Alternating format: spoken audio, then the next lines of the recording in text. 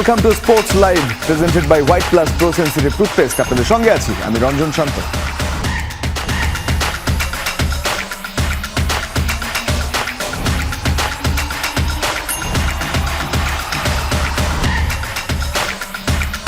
Lionel মেসির হাতেই উঠবে এবারের বিশ্বকাপ শিরোপা। ইংল্যান্ডকে হারিয়ে এমন হুঙ্কার আর্জেন্টাইন সমর্থকদের। ম্যাচ শেষে মেসি বন্দনা ছিল ইংলিশ সমর্থকদের মাঝেও। তাদের দাবি ফাইনালের স্বপ্ন ছিনিয়ে নিয়েছেন মেসি নামের জাদুকর। তবে পরাজয়ের পেছনে কোচ টমাস টুকেলের ভুল সিদ্ধান্তকে দায়ী করলেন তারা। যুক্তরাষ্ট্র থেকে মুজদেবিন তারেকের পাঠানো প্রতিবেদনে বিস্তারিত।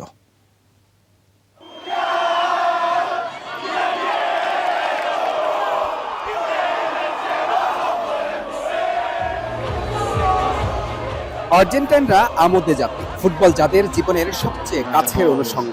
মধ্যবয়সী গ্যাব্রিয়েল হোসে উদযাপনের ফাঁকে বারবার চোখ মুছছিলেন, কোনোভাবেই কান্না থামাতে পারছিলেন না। Porque estoy llorando por la emoción que tengo de este equipo que tenemos de Argentina. Por la Copa, Messi, Maradona.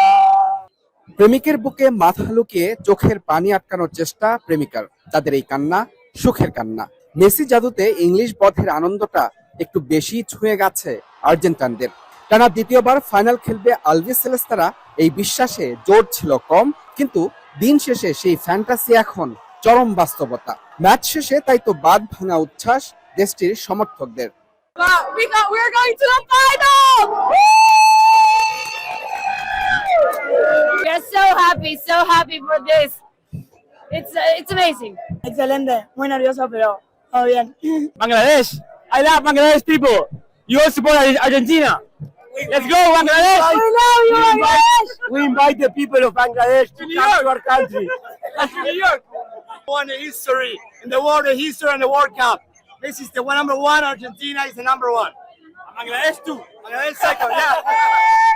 একের পর এক চিত্রনাট্য নিজের করে নিচ্ছেন লিওনেল মেসি। আর্জেন্টাইনদের স্বপ্ন সারথি এবারও স্বমহিমায় উজ্জ্বল।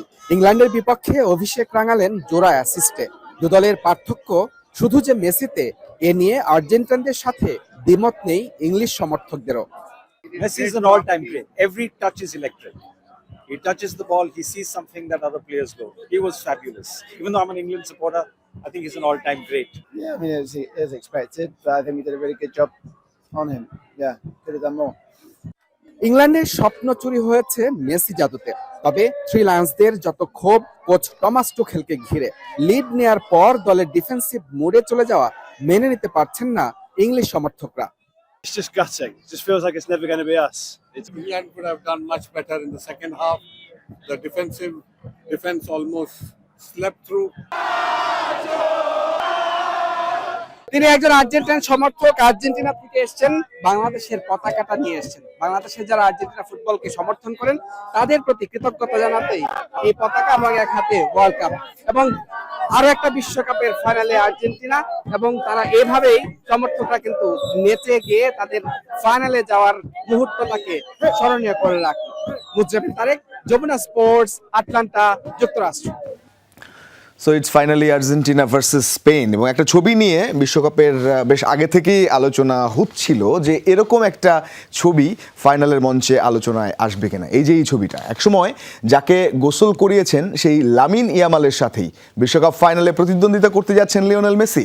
দুই প্রজন্মের দুই সুপারস্টারের মুখোমুখি হওয়ার কথা ছিল ফিনালেসিমায়, কিন্তু মধ্যপ্রাচ্যের অস্থিরতায় সেই ম্যাচ বাতিল হওয়ায় মুখোমুখি হওয়া হয়নি। এবার হবে আরও বড় মঞ্চে বিশ্বকাপ ফাইনালে মেসির মুখোমুখি হতে মুখিয়ে ইয়ামাল। দুজনের সেই ছবি তোলা ফটোগ্রাফার বললেন ইয়ামালকে কোলে নেওয়ার সময় খুবই লাজুক ছিলেন মেসি। 2007 সাল, বাথটাবে ছোট্ট শিশু গোসল করাচ্ছেন 20 বছর বয়সী লাজুক লিওনেল মেসি। বছর 17 পরে জানা যায় ছোট্ট সেই শিশুটা লামিন ইয়ামাল, ফুটবলের নিউ সেন্সেশন। এক সময় যাকে গোসল করিয়েছেন তার সাথেই এবার বিশ্বকাপ ফাইনালে প্রতিদ্বন্দ্বিতা করতে যাচ্ছেন লিওনেল মেসি। দুই প্রজন্মের দুই সুপারস্টারের মুখোমুখি হওয়ার কথা ছিল ফিনালেসিমায়, কিন্তু মধ্যপ্রাচ্যের অস্থিরতায় সেই ম্যাচ বাতিল হওয়ায় মুখোমুখি হওয়া হয়নি। এবার হবে আরও বড় মঞ্চে বিশ্বকাপ ফাইনালে। এ যেন রিটেন ইন দ্য স্টার্স। সেমিফাইনালের আগে এক ইন্টারভিউতে ইয়ামাল জানিয়েছিলেন ফাইনালে তিনি মেসিরই মুখোমুখি হতে চান। আমি এখন কিছুটা বড় হয়েছি, লিওর বয়সও বেড়েছে। আশা করছি ফাইনালে ওর মুখোমুখি হতে পারবো। বিশেষ করে ফিনালিজিমার ম্যাচটি যেহেতু মাঠে গড়ায়নি, তাই এই ফাইনালটি আমার জন্য অনেক বড় সুযোগ। কিন্তু কিভাবে মেসির হাতে গোসল করার সুযোগ এসেছিল ইয়ামালের সামনে? মূলত 2007 সালে একটা চ্যারিটি ক্যালেন্ডারের ফটোশুট আয়োজন করেছিল। সেখানে অংশ নেন মেসি সহ বার্সেলোনার ফুটবলাররা। লটারিতে নির্বাচিত সেই পরিবারগুলোর একটা ছিল ইয়ামালের। মেসি এমনিতেই লাজুক, বড্ড ইন্ট্রোভার্ট। তাছাড়া তখন ওর বয়স 20 বছর। লামিনকে কিভাবে কোলে তুলতে হবে সেটাই ভেবে পাচ্ছিল না ও।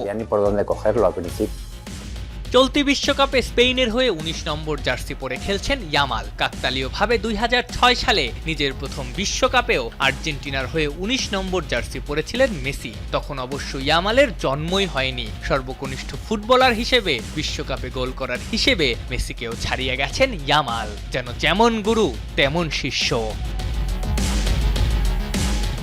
আফনান পিয়াল, যমুনা স্পোর্টস।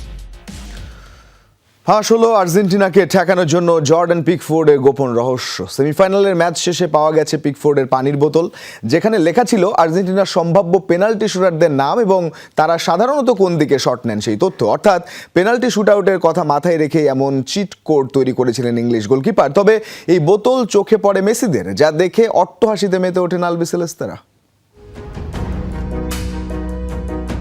নাটকীয়তা, রোমাঞ্চ, টানটান উত্তেজনা আর শেষ মুহূর্তের ম্যাজিক কি ছিল না আর্জেন্টিনা বনাম ইংল্যান্ডের সেমিফাইনালে। কিন্তু ম্যাচ শেষে আটলান্টার মাঠে যা ঘটল তা বোধ হয় খোদ ফুটবল বিধাতাও স্ক্রিপ্টে লেখেননি। লিওনেল মেসি আর আর্জেন্টিনার ফাইনাল নিশ্চিতের আনন্দের মাঝেই সোশ্যাল মিডিয়ায় এখন ট্রেন্ডিং জর্ডান পিকফোর্ডের একটি পানির বোতল। ম্যাচ টাই ব্রেকারে যেতে পারে এই ভেবে ইংলিশ গোলরক্ষক জর্ডান পিকফোর্ড বরাবরের মতোই বিশ্বস্ত এক হাতিয়ার নিয়ে মাঠে নেমেছিলেন। তবে এটি কোনো আধুনিক গ্যাজেট নয়। তার পানির বোতলে আঠা দিয়ে লাগানো ছিল আর্জেন্টিনার সম্ভাব্য পেনাল্টি শুটারদের নাম এবং তারা সাধারণত কোন দিক থেকে শট নেন। টাই ব্রেকার তো হলো না, কিন্তু ম্যাচ শেষে আর্জেন্টিনার এক চতুর কোচিং স্টাফ মাঠ থেকে কুড়িয়ে নিলেন পিকফোর্ডের সেই অতি মূল্যবান পানির বোতল। বিজয় উল্লাসের মাঝেই সেই বোতল চলে গেল এলামটেনের হাতে। ফার্নান্দেজ, মেসিরা দাঁড়িয়ে গভীরভাবে দেখতে লাগলো পিকফোর্ডের সেই গোপন চিট কোড। সবার মুখে ছিল চওড়া এক হাসি। পিকফোর্ড হয়তো ভেবেছিলেন পেনাল্টিতে মেসিকে আটকানোর উপায়ে বোতলে বন্দি করে এনেছেন, কিন্তু মেসি লাউতারোরা খেলাটা যে শেষ করে দিলেন 90 মিনিটেই। পিকফোর্ডের সেই হোমওয়ার্ক এখন শুধুই ট্রল আর আর্জেন্টিনার উদযাপনের সুভিনিয়ারের উপাদান। এর আগে 2018 বিশ্বকাপে কলম্বিয়া কিংবা 2024 ইউরোতে সুইজারল্যান্ডের বিপক্ষে এই বোতল থিওরি দিয়েই পিকফোর্ড হিরো বনে গেলেও আটলান্টায় মেসির আলবিসেলেস্তারা পিকফোর্ডের সেই হোমওয়ার্কের খাতা খোলার আগেই বাতিল করে দিল। Sanjana Ivy, Jamuna sports. ইংল্যান্ডের বিপক্ষে নাটকীয় ম্যাচ জিতে আবেগঘন প্রতিক্রিয়ায় অধিনায়ক লিওনেল মেসি এই ঐতিহাসিক জয় উৎসর্গ করেছেন কিংবদন্তি দিয়েগো আর্মান্দো ম্যারাডোনাকে। 1986 বিশ্বকাপে ইংল্যান্ডের বিপক্ষে ম্যারাডোনার অবিস্মরণীয় পারফরমেন্সের স্মৃতি তুলে ধরে মেসি গণমাধ্যমকে বলেন, উপর থেকে দিয়েগো নিশ্চয়ই এই বিশেষ মুহূর্ত উপভোগ করছেন, আর ইংল্যান্ডের বিপক্ষে ম্যাচটি তাদের কাছে শুধু সেমিফাইনাল ছিল না, বরং আর্জেন্টিনার ফুটবল ইতিহাস ও সমর্থকদের আবেগের সঙ্গে জড়িয়েছিল। এবার স্পেনের বিপক্ষে তৃতীয় বিশ্বকাপ ফাইনাল খেলতে মাঠে নামবে মেসি। ইংল্যান্ড আর্জেন্টিনা সেমিফাইনাল শেষেই আলোচনা মাঝ মাঠে দাঁড়িয়ে উত্তেজিত অবস্থায় লিওনেল মেসি ও জুড বেলিংহামের কথোপকথন। মূলত কি ঘটেছিল মেসি বেলিংহামের মধ্যে? বেলিংহাম জানিয়েছেন তেমন কিছুই না, ফাউল নিয়ে কথা বলেছিলেন তারা। এমনকি তার মতে মেসির বিপক্ষে খেলা সৌভাগ্যের ব্যাপার।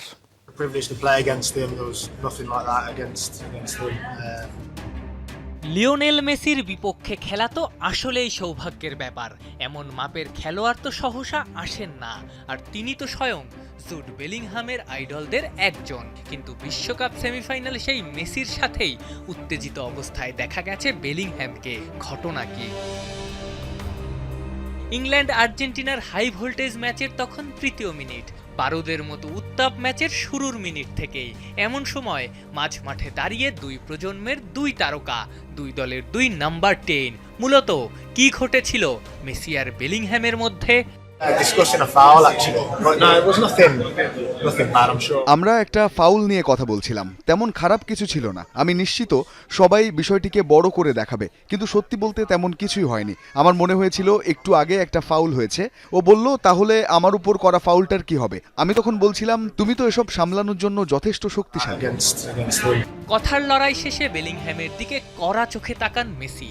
অনেকের মতে ম্যাচের এপিটাফ ওখানেই লেখা হয়ে গেছে, কারণ মেসির দীর্ঘদিনের প্রতিপক্ষ মার্সেলো একবার বলেছিলেন মাঠে মেসিকে রাগাতে নাই।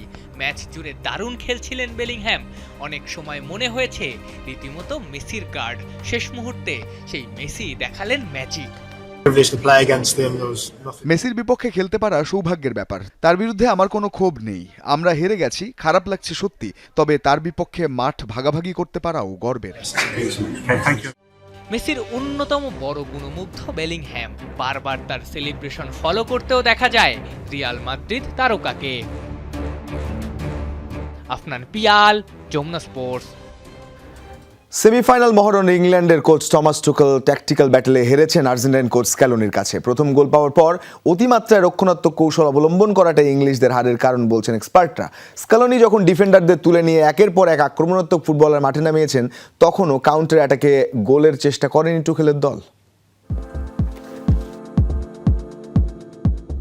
বলা হয় আধুনিক ফুটবল নাকি এখন অনেকটা দাবা খেলার মতো, যেখানে দুই দলের কোচ ক্রমাগত একে অন্যকে পরাস্ত করতে কৌশলের পরিবর্তন করতে থাকেন অনবরত। প্রয়োজনে সাবস্টিটিউট করান ফুটবলার। বিশ্বকাপের দ্বিতীয় সেমিফাইনালও তার ব্যতিক্রম ছিল না। ফুটবলের সেই অদৃশ্য চেস গেমে টুখেলের ইংল্যান্ডকে হারিয়ে ফাইনালে স্ক্যালোনির আর্জেন্টিনা। এবারের বিশ্বকাপে স্ক্যালোনির গেম প্ল্যানটা ছিল ওপেন সিক্রেট। ম্যাচের 3/4 সময়ে ঝুঁকি না নিয়ে স্বাভাবিক খেলাটা খেলে জয়ের চেষ্টা করা, কিন্তু পিছিয়ে পড়লে কিংবা জয়সূচক গোলের প্রয়োজন হলে শেষ ভাগে রুদ্রমূর্তি ধারণ করবে মেসির দল। শেষ চতুর্থাংশে গোলের জন্য মাঠে 4 স্ট্রাইকারও নামান স্ক্যালোনি। ইংলিশদের বিপক্ষেও হলো তাই। আর্জেন্টিনা ইংল্যান্ড ম্যাচের প্রথমার্ধে ফুটবলের চেয়ে রেসলিং হয়েছে বেশি। দ্বিতীয়ার্ধে শুরু হয় ফুটবলের দ্বৈরথ, যেখানে দারুণ কাউন্টার অ্যাটাক থেকে গোল আদায় করে নেন টুখেলের দল। কিন্তু অনুমেয়ভাবে দ্বিতীয় হাইড্রেশন ব্রেকের পর যখন চরম আক্রমণাত্মক মোডে মাঠে নামে আর্জেন্টিনা, তখন একেবারেই ডিফেন্সিভ মোডে চলে যায় ইংলিশরা। ট্যাকটিক্সের জন্য পরীক্ষিত ইংল্যান্ড দলের জার্মান কোচ টুখেল চাপের মধ্যে মনে হয় ভুলে যান ক্রীড়াঙ্গনের সবচেয়ে পরিচিত প্রবাদটি, আক্রমণই হলো সবচেয়ে সেরা রক্ষণ। স্ক্যালোনি যখন চেস গেমে একের পর এক স্ট্রাইকার মাঠে নামিয়ে কাঁপন ধরিয়ে দিচ্ছেন ইংলিশ রক্ষণে, তখন মেসিদের গোলটা পাওয়া ছিল সময়ের ব্যাপার মাত্র।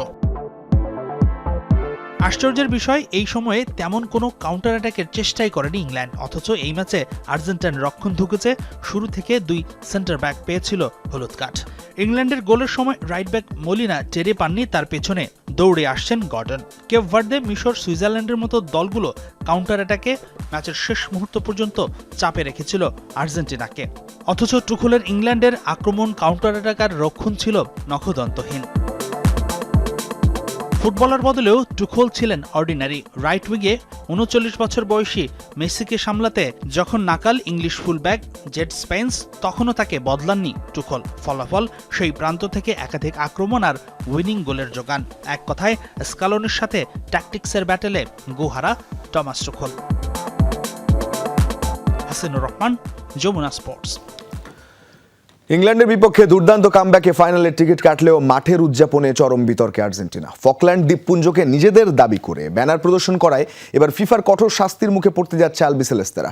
এর আগে 2014 সালে প্রীতি ম্যাচে স্লোভেনিয়ার বিপক্ষেও একই ব্যানার দেখিয়ে মোটা অঙ্কের আর্থিক জরিমানা গুনেছিল মেসিরা।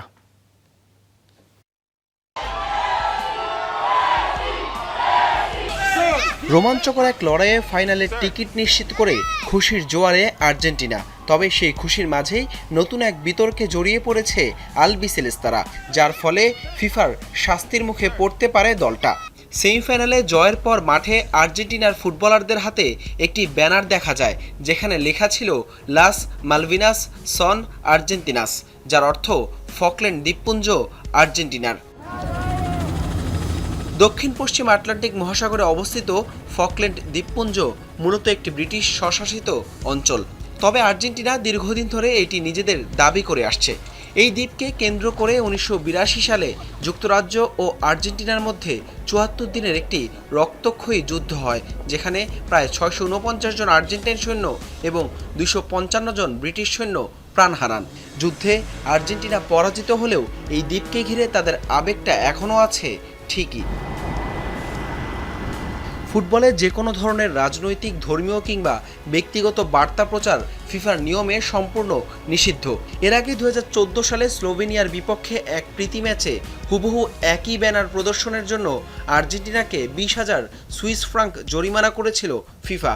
জনপ্রিয় সংবাদ মাধ্যম বিবিসি বলছে, এবার বিশ্বকাপের মতো বড় মঞ্চে একই ঘটনার পুনরাবৃত্তি করায় আরও বড় আর্থিক জরিমানা কিংবা কঠোর নিষেধাজ্ঞার মুখে পড়তে যাচ্ছে আলবিসেলেস্তারা। ফিফার ডিসিপ্লিনারি কোডের 4 নম্বর ধারা অনুযায়ী যেহেতু আর্জেন্টিনা একই অপরাধ দ্বিতীয়বার করেছে, তাই এবার শাস্তির মাত্রা কয়েক গুণ বেশি হতে পারে। অর্থাৎ এবার কেবল আর্থিক জরিমানা করেই ফিফা ক্ষান্ত নাও হতে পারে। ব্যানার প্রদর্শনের নেতৃত্ব দেয়া নির্দিষ্ট খেলোয়াড়দের ম্যাচ নিষেধাজ্ঞা, এমনকি পরবর্তী আন্তর্জাতিক ম্যাচে গ্যালারির নির্দিষ্ট অংশ দর্শক শূন্য রাখার মতো কঠোর শাস্তিও আসতে পারে আর্জেন্টিনা ফুটবল অ্যাসোসিয়েশনের ওপর।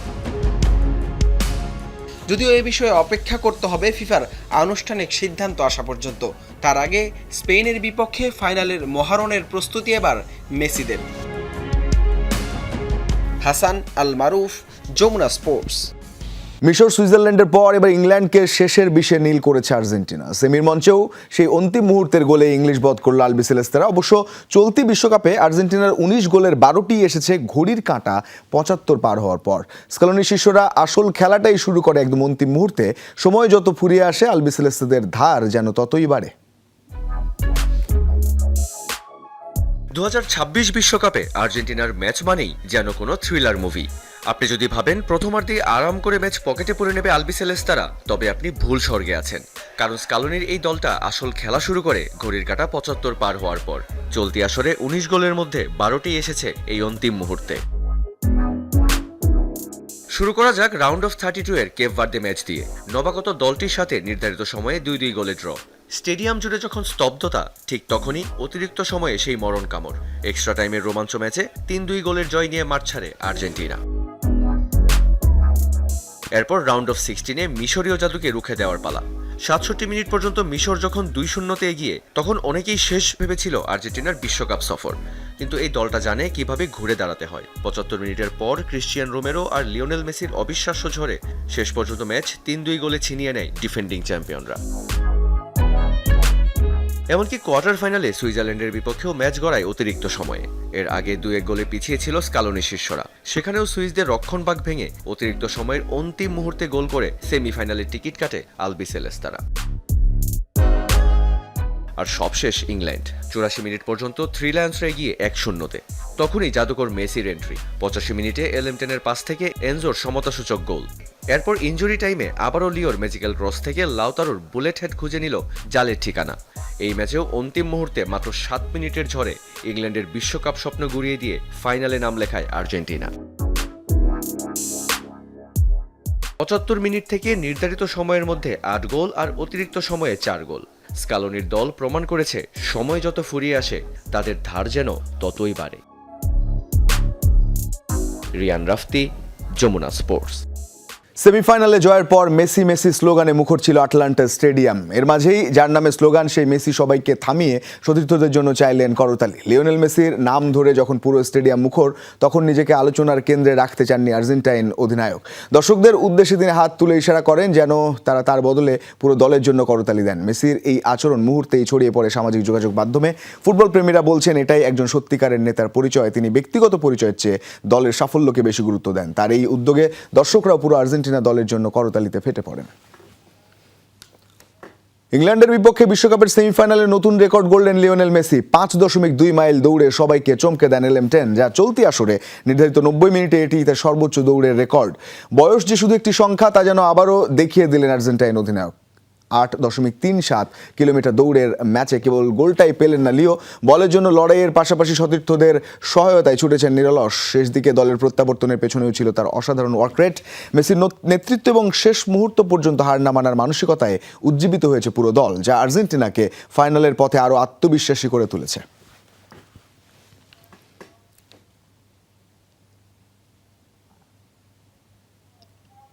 বিশ্বকাপ সেমিফাইনালে হারের পর মেজাজ হারালেন জুড বেলিংহাম। ম্যাচ শেষে আর্জেন্টিনার ভ্যালেন্তিন বার্কোকে চড় মেরে নতুন বিতর্কে ইংল্যান্ড তারকা। বিশ্বকাপের সেমিফাইনালে আর্জেন্টিনার কাছে 2-1 গোলে হারের পর মাঠে উত্তেজনাকর পরিস্থিতির সৃষ্টি হয়। শেষ বাঁশি বাজার সঙ্গে সঙ্গেই দুই দলের খেলোয়াড়দের মধ্যে বাকবিতণ্ডা শুরু হয়। সেই সময় ইংল্যান্ডের তারকা মিডফিল্ডার জুড বেলিংহাম আবেগ নিয়ন্ত্রণ হারিয়ে আর্জেন্টিনার বদলি খেলোয়াড় ভ্যালেন্তিন বার্কোর মাথার পেছনে চড় মারেন বলে অভিযোগ উঠেছে।